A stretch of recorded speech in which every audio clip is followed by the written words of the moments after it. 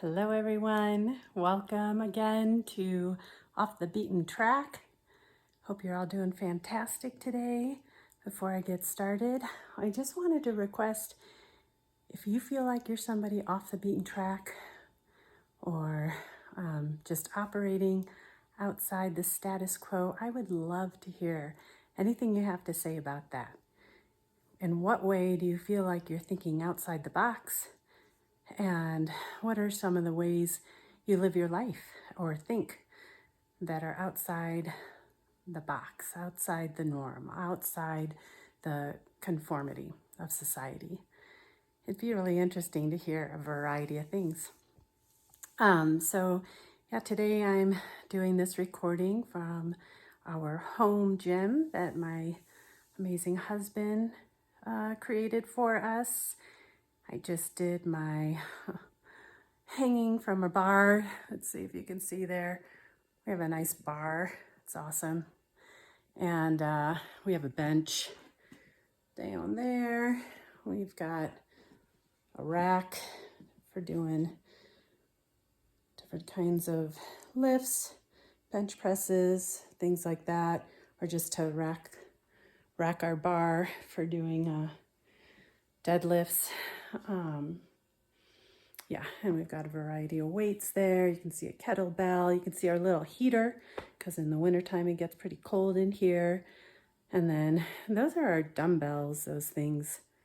I forget what those are called, but my husband is the great creator of this space that we can do all kinds of stuff. And I just did on the hanging bar, hanging and doing some abdominal exercises, some lifts, leg lifts, based on what I see Zuka Light doing. She's amazing and she makes everything look very easy, and it's really not. It's really not easy to lift your toes to the bar. I can't do that. I can bend my knees and lift them up, but day by day, little by little, getting there, because consistency carves canyons. I mean, your goal is one thing, where you're trying to go, but what you do every single day, little by little, it actually adds up. Yeah, we can transform ourselves little by little, just being consistent. That's what makes all the difference. It's not like working out real hard one day and then dropping it. It's consistency. Anyway, I wanted to continue a little bit. This weekend, I have been kind of doing these recordings talking about the way I grew up and how that may have gotten me always thinking outside the status quo and thinking outside the box, like what got me there. And more, I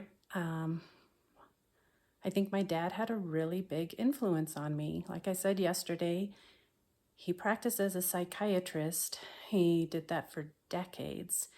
And I guess, I don't know how he's wired. He immigrated from another country. He felt like in the United States there was just so much more conveniences. That's why he left South America, and left everyone behind. And then my parents married by proxy, and my mother came over.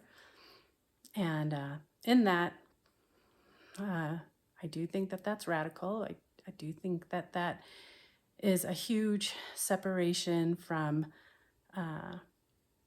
following a lineage of people.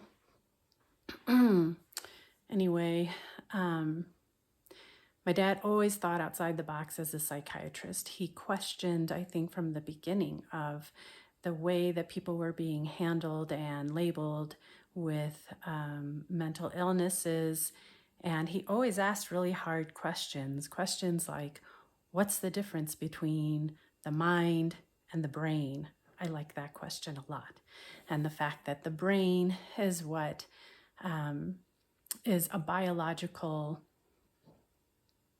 organ, and it does control our nervous system, autonomic nervous system, meaning all the things that we don't think about, the things that happen in our bodies without us even thinking about it, like breathing, heart, our heart beating, the muscle twitching. It's like we lift weights or do whatever we do throughout our day, but we're not exactly in control. We're not telling our body, our muscles to constrict. We're just making the movements. Anyway, the nervous system, the brain controls that, our digestive system, whatever happens when we're asleep, what happens biologically when we stress, all those things. So there's the brain, and then there's the mind. And what controls the mind is the question. That's what my dad would always ask. I'd be like, well, who controls the mind? He's like, that's the question. Where does the mind come from? And then he would talk about things like moral compass. He always talks about moral compass and the idea that like a plant, if you have a plant and you put it in a room, eventually it's going to turn and move to the sun. And this just happens naturally because it needs the power of the sun to create glucose. That's what photosynthesis is. That's why plants can produce energy without consuming food the way that we do. So they use carbon dioxide and water and the power of the sun. And through those three things, they create glucose. And they have to turn toward the sun, or they turn toward the sun to collect that sunlight. And that is it's like their moral compass. They know they have to do this in order to survive and thrive and grow. It's the only way. And he compares that to our mind. But we just have so many options of what to do. In my mind, moving towards the sun is a step in the right direction. The sun provides us with so much more than just light. It does provide us with some energy, and of course, it is a vital part of getting our vitamin D. You can't replace sunshine by taking vitamin D. You can't replace all the things that sunshine provides with just taking a supplement. We know that people who have like mood disorders, basically people who are feeling really bummed out, they can benefit a lot by just getting some sunshine every day, every day. I love the sunshine. That's why I live in the part of the world where I live, is because we get more sunshine than any place else in the country.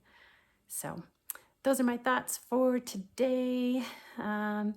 Leading me off the beaten track, my good old dad, who is a ripe old age of 95, but still functioning independently, living independently, has a dog, goes for walks every day, and is as sharp as a tack.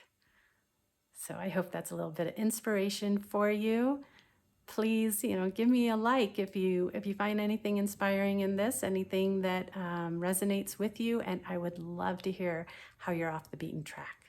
Have a great day.